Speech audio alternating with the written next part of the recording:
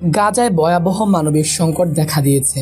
জাতিসংঘ জানিয়েছে, যদি দ্রুত পর্যাপ্ত পরিমাণ ত্রাণ না পৌঁছায় তাহলে আগামী 48 ঘন্টার মধ্যে 14,000 শিশু মারা যেতে পারে। বিবিসিকে দেওয়া এক সাক্ষাৎকারে জাতিসংঘের মানবিক সহায়তার প্রধান টম ফ্লেচার বলেন, আমি যতটা সম্ভব চেষ্টা করছি যেন এই 14,000 শিশুকে রক্ষা করতে পারি। ইসরায়েল গত এক সপ্তাহ ধরে গাজায় ত্রাণ প্রবেশে বাধা দিচ্ছে। যদিও এখন কিছুটা ছাড় দিয়েছে, তবে এখন পর্যন্ত মাত্র 5টি ত্রাণবাহী ট্রাক গাজায় ঢুকেছে। এটা খুবই অল্প, সমুদ্রের এক ফোঁটার মতো।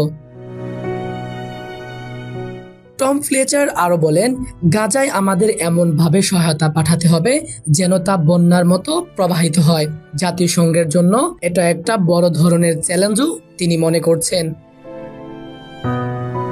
ত্রাণবাহী ট্রাকগুলোতে শিশুদের খাবার ও পুষ্টিকর জিনিস ছিল, কিন্তু তা এখনো গাজার মানুষের হাতে পৌঁছায়নি।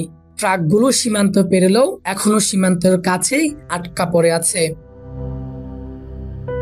এই ত্রাণ সংকটের কারণে জাতিসংঘের তথ্য বলছে, খাদ্য ও ওষুধের অভাবে আগামী 2 দিনের মধ্যে প্রায় 14,000 শিশু মারাত্মক ঝুঁকিতে রয়েছে।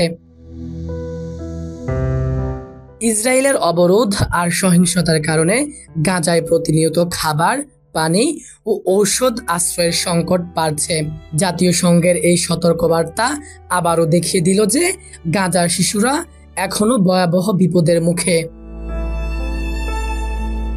তবে কিছুটা আশার খবরও আছে। আজ হয়তো অন্তত 100টি ত্রাণবাহী ট্রাক গাজায় প্রবেশ করতে পারে বলে জানিয়েছেন টম ফ্লেচার। ফাহিমুল ইসলাম, ডেস্ক রিপোর্ট, বিডি আর্কাইভ।